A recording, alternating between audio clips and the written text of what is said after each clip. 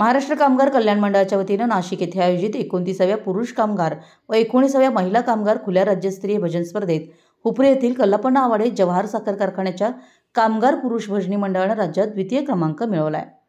कोल्हापूर गट कार्यालयामार्फत कामगार कल्याण भवन इचलकरंजी यांच्या वतीनं कल्लापण्णा आवाडे जवाहर साखर कारखान्याच्या कामगार पुरुष भजनी मंडळानं स्पर्धेमध्ये सहभाग घेतला होता। या स्पर्धेमध्ये पुरुष 19 व महिला गटातील 19 संघांनी भाग घेतला होता। कारखान्याच्या संघातून गायक व हार्मोनियम वादक अजित शिंदे, तबला वादक शुभम तुरंबेकर, पखवाज वादक सुनील पाटील, तसेच वीणा वादक भाऊसो डोंगरे, सहगायक भीमराव जाधव, पांडुरंग पाटील, सुनील केसरकर, भीमराव परीट, अशोक सुतार, सुभाष बत्ते, राजेंद्र तासगावे, रतन बाणेदार या कलाकारांनी सहभाग घेतला। या भजनी मंडळास कारखान्याचे संस्थापक चेअरमन कल्लापण्णा आवाडे, माजी आमदार प्रकाश आवाडे, आमदार डॉ. राहुल आवाडे, कार्यकारी संचालक मनोहर जोशी यांचं मार्गदर्शन लाभलं। तर जवाहर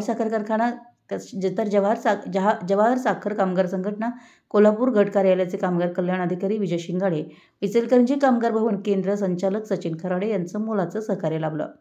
कारखान्यातील कामगारांना दैनंदिन कामाबरोबरच त्यांच्या सर्व कलागुणांना वाव मिळावा यासाठी गायन, लेखन, क्रीडा, साहित्य यासाठी नेहमीच प्रोत्साहन आणि मार्गदर्शन केलं जातं।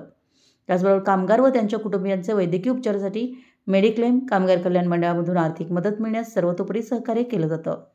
स्पर्धेचा बक्षीस वितरण समारंभ नाशिक येथे सहाय्यक कामगार आयुक्त विकास माळी, नाशिकचे पोलीस आयुक्त विक्रम देशमाने, हरिभक्तपरायण श्रावण महाराज आहिरे, राष्ट्रीय कीर्तीचे शास्त्रीय गायक पंडित प्रसाद कोपारडे यांच्या उपस्थितीत आणि कामगार कल्याण आयुक्त रविराज येळवे यांच्या अध्यक्षतेखाली संपन्न झाला।